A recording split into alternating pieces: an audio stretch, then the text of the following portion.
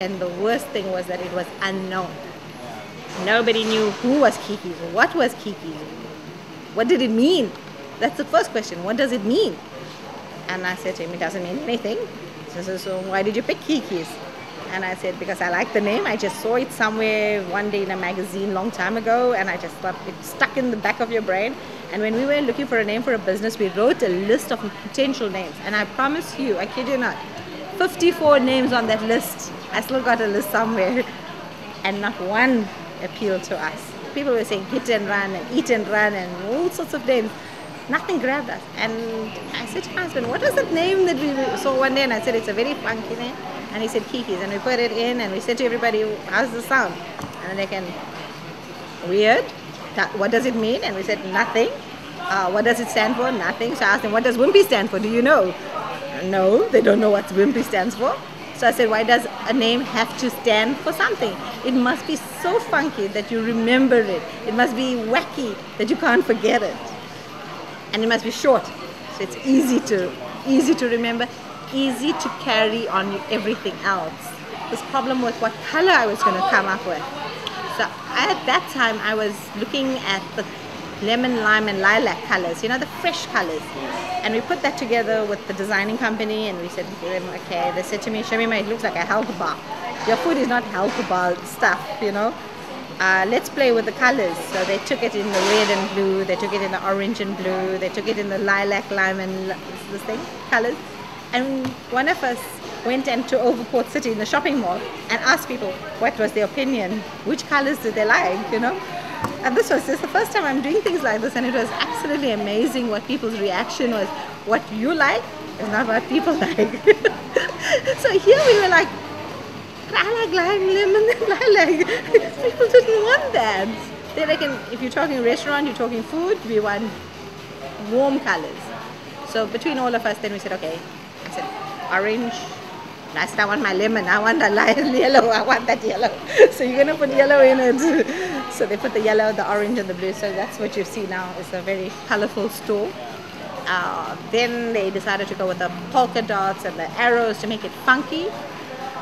Unfortunately, it started giving people the impression that this is a kiddie store. It's like a very childish look. So as years have come along now, we've evolved. We've taken out the polka dots as much as we could. We've taken out a lot of the arrows. So it's given it a bit of a mature look now. So it's like work in progress all the time, you know. Across the board, our menu is very family orientated. That means on a Monday, my Monday madness, I sell a hell of a lot of burgers. On a Tuesday, I do pizzas like you wouldn't believe. Rest of the week, I do grilled chicken. Our chicken tikka is famous.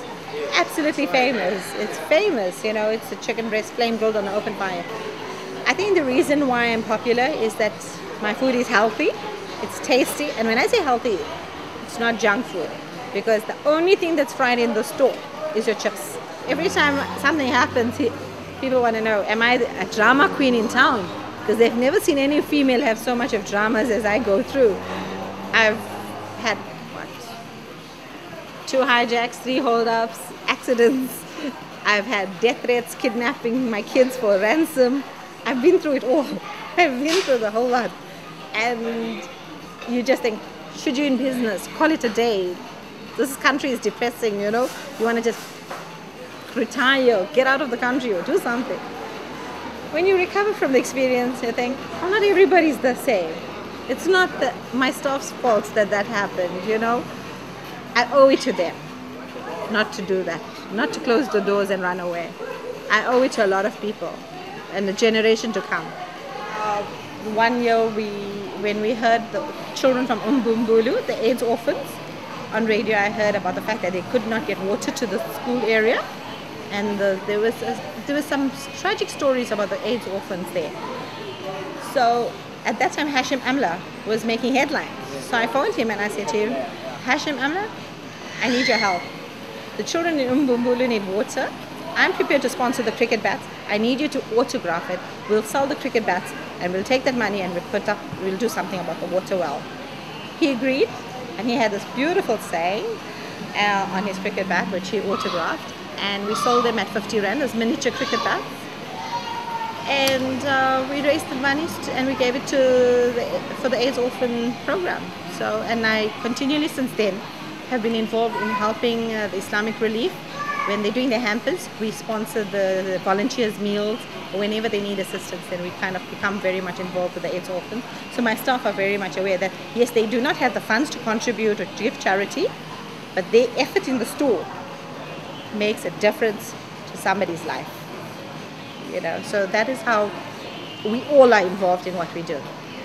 You know, if I do a function or a charity function, like the staff always say, we are barely making money to keep ourselves going. We've got children to feed, homes to run, transport to pay for. We're not like the whites or the Indians have extra money to keep giving for charity. Chatsworth came about and I had made a commitment. So now I was now responsible for another business, another store, another lot of people. If you feed one person or you pay one person's salary, you're feeding plus minus 4 to 5 people. So now I had this awesome responsibility that I had 50 to 60 people whose salary, if you multiply that times 4, how many mouths am I responsible for feeding? When I took on Chatsworth, I had just had my 3rd baby, and she was the last lamaki. There's a 10-year gap between the 2nd one and the 3rd one. So, you know, when you like have this big gap and now you suddenly become all maternal and change and like, now do I want to pursue business or do I want to stay at home and be a mommy and look after? But you can't change your mind. You already have a responsibility. You've got Pavilion, you've got Overcourt. They're running. So you've got to like say, okay, I have responsibility to other people. Because I believe, and this is what is fundamental to us, Mohammed and myself, is that when we made the intention of starting business, when we broke away from the family business, is that we didn't want to give people the fish, we wanted to help them do the fishing. So if we started a business, we were hoping to empower people along the way, groom them to become managers, become shareholders in the business, and take the business as if it was theirs. But unfortunately, like I said, reality is people don't share your vision, they don't share the dream, so it wasn't easy to get the right people to come on board for certain things. I do have visions that I would like to, I would like to franchise because there has been a remarkable interest in the halal industry. Since 9/11, there's more interest in the halal food sector than there has ever been in the past. And I believe that yes, this is going to be a growing brand. It's a growing brand because I've had calls internationally. People as far as internationally from Europe, I've had emails, Australia, Canada, and in the States. There's not enough halal fast food operations like this, family restaurants there. In fact, if you go to the London, central heart of London, you cannot get a halal hamburger. You can go to America and you will not get a halal hamburger or a halal pizza. But you get Pakistani meals, you will get other things like the curries and stuff like that because people from India and Pakistan get there. But nobody's been daring enough. And I've always said, I'm going to be the one to do it. But I need help. I need help in that sense that I need good, and I'm not scared to say this, I need like a big brother sort of thing to help me take it to the next level. And that is why I was at the franchising, because it's all very well getting disclosure documents and paperwork and your ideas, but you need people that have had business experience to take it globally. Yes, quite a lot of things that I've learned along the way. First of all is that you need to have nest egg backup reserves. If things fail, you must be able to say, I tried, I failed. Pick up the pieces, look forward. When you're playing a game or you're running a race, you look at the goal in front. You don't look backwards.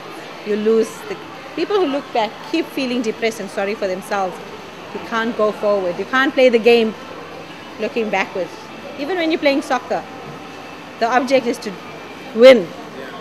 But if you're going to keep worrying about what somebody else is doing and why something else is not working, you lose the game. You just. So first of all, if anyone wants to be adventurous, yes, I agree that it's fun to take risk, but always be cautious what kind of risk. Make sure you covered in terms of your family, your fire, you must be able to say, I lost that money, but if I cut my ties now, I must be able to do something that my children are not left without the bread and milk, you know, sort of thing.